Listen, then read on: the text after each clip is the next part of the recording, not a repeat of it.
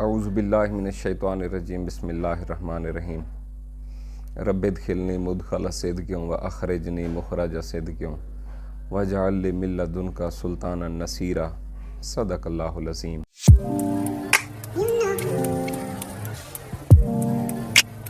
जी अस्सलाम वालेकुम, क्या हाल है सबके? खैर खैरियत से हैं, ठीक ठाक हैं?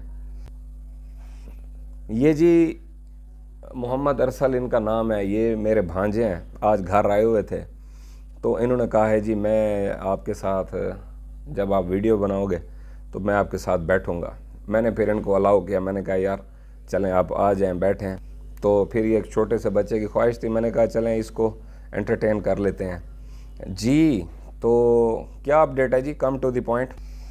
आज की मार्केट की जो सिचुएशन है वो बिल्कुल उसी तरह से है जैसे आज से 4 फ्राइडे पहले फ्राइडे वाले दिन हुआ करती थी। मीन्स के फ्राइडे वाले दिन क्या हुआ करता था? फ्राइडे वाले दिन ये होता था कि जो लिबॉर्टरी वाला है या जो सुनारा है, यानी कि जिसने गोल्ड सेल करना है हमसे या जिसने हमें बेचना है, तो उसको जुम्मे का जी हर दफ़ा फ़ायदा हुआ है।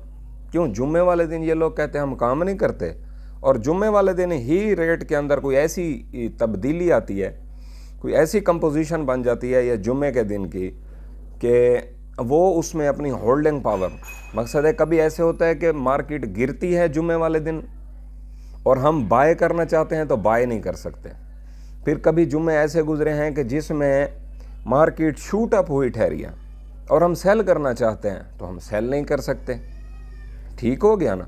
ये जो जुम्मा है इस टाइम पे, क्योंकि जुमेरात वाले दिन रेट ने थोड़ा सा हाइक दिखाई है, लेकिन हमारी लोकल सतह के ऊपर क्या हुआ, इन्होंने काम करने से इनकार कर दिया।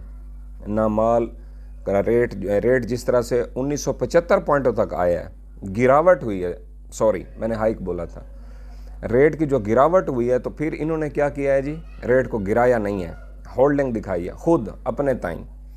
हम लेने गए हैं, यानी कि जो लोग लेने गए हैं हमारी सिग्नल कॉल के ऊपर, या जो लेट हमारी कम्युनिटी का हिस्सा बने हैं, जब हमने उनको बोला है कि 9 से 10 की पठूर है, तो वो कह रहे थे जी कि हम इसको मैनेज कर लेंगे, हमें मिलना चाहिए, कोई देने वाला हो तो हम फिर इसको कुछ दिन बाद उठा लेंगे, पेमेंट कर देंगे हलाल तरीके से।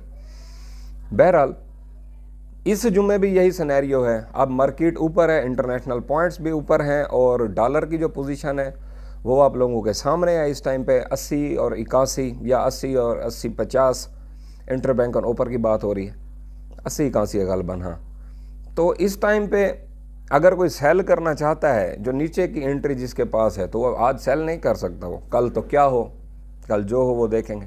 अब मैं आपको बताऊं हमने क्या करना है, या मैं ज़ाती तौर पे मेरा एनालिसिस इस पॉइंट ऑफ व्यू के हवाले से क्या है, मैं वो आपको बताना चाहता हूँ। देखें जी,